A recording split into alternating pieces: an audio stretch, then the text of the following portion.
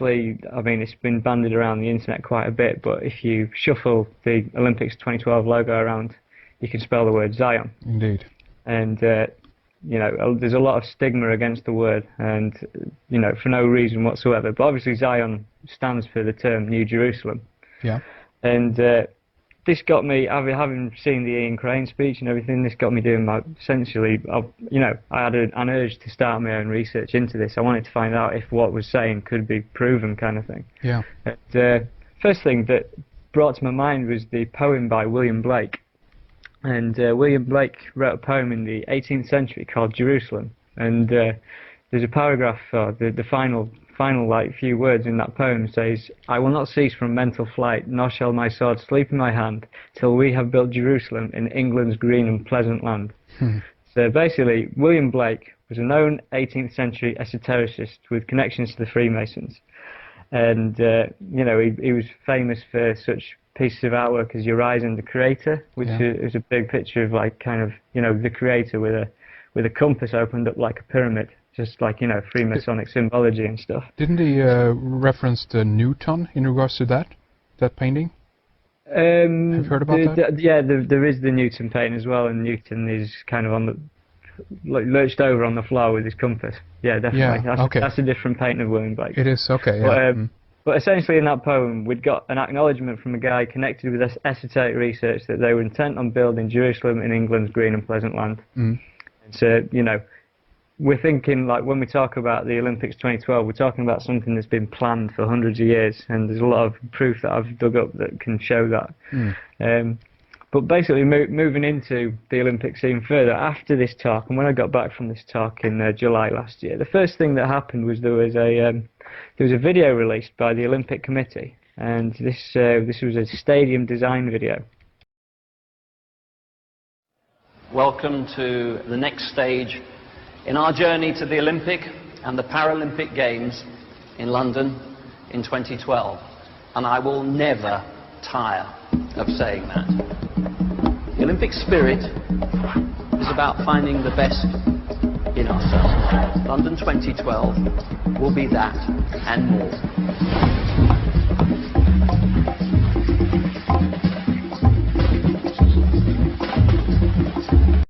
And it was this crazy CGI, I don't know what you want to call it, action film on how they're going to build the Olympic 2012 stadium. And given what Ian had spoke about with aliens and Independence Day style spaceships and stuff, this has got it all in it. Basically, within 40 seconds of this video, there's 4 chimneys that stand like an 1111, but then it moves into the most significant symbology you could ever see with, like, you know, an Independence Day style mothership for a roof, little UFOs flying all around the London Eye, and then it ends up with robotic streetwalkers in the middle of London stomping around the place, all like towards the Olympic Stadium. I mean, it's pretty weird to watch it, and it's on my blog and it's on YouTube as well. If you just do a search for the stadium design video, you can see for yourself that there's definitely symbology in there, like, you know, whether you like it or not. So this got me thinking. I was like, where does this go? Does this mean that there is a significant event looming for the Olympics? And I started thinking to myself, well, you know, if they're about to do this now, they've done this before. You know, they've used the Olympics for such events before. Which led me into looking into 1972 Olympics in Munich. Now, funnily enough, these were the world's first stage for global terrorism. You know, the very first global, like, you know, declared as global terrorism. The first act was in the 1972 Munich Olympics. Indeed, And on these Olympics, there were 11 Israelis killed. So we've got the number 11 there. And they were killed by a group called Black September, which is obviously the 9th month. So it's obviously a 9/11 you've got there. And that particular Olympics were host to 121 countries, which is 11 times 11. So you've got a significant event there with first, like, global stage for terrorism, as it is. And then, you know, moving on, I started thinking, well, you know, the year 1984, there's obviously Olympics in that year. And it's synonymous with the George Orwell book of Big Brother and, you know, a completely, you know, oppressive state, if you like, a New World Order kind of background. And I'd I'd briefly remembered hearing things about a closing ceremony in the 1984 Olympics, and did some rooting around on the internet, and obviously came across a video. In the 1984 Olympics, which were held in Los Angeles, they closed the ceremony, and the audience didn't even expect this, because most of the audience thought it was real at the time.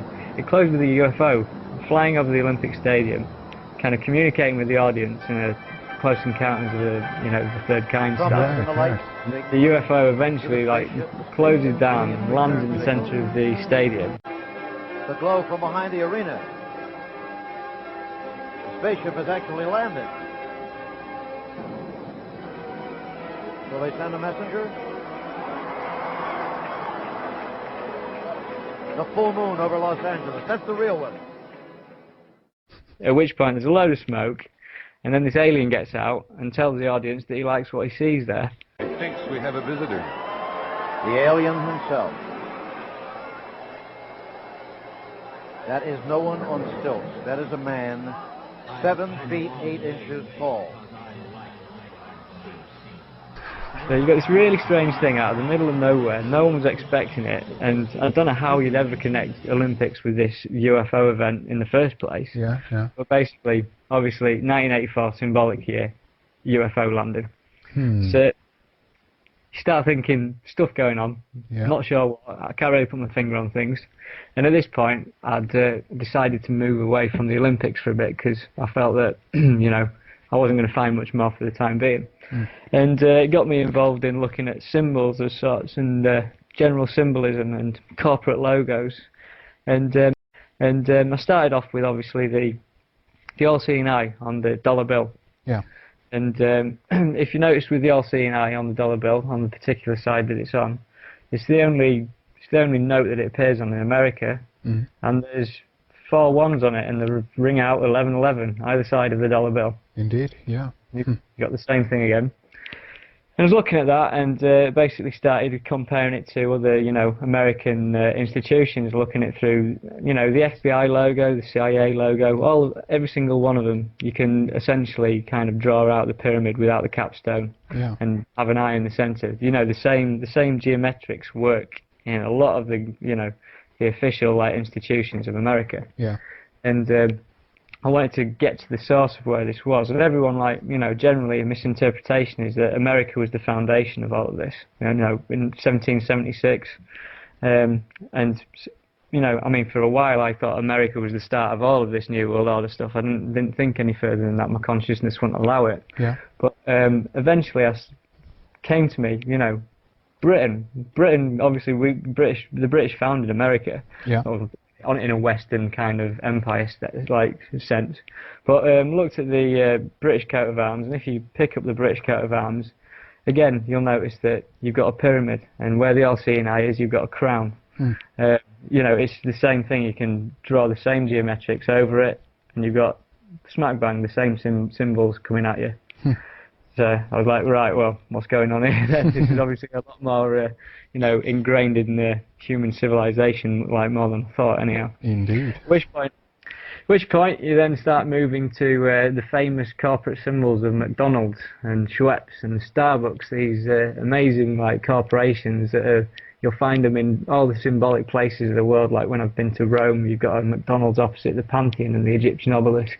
And then if you go to the Sphinx in Cairo, and you've got a KFC, and you've got a McDonald's right outside the entranceway. And, literally everywhere you go, you can no doubt find one of these kind of food venues or whatever, right next to some of these symbolic structures. Yeah. And so, for instance, explain the McDonald's logo.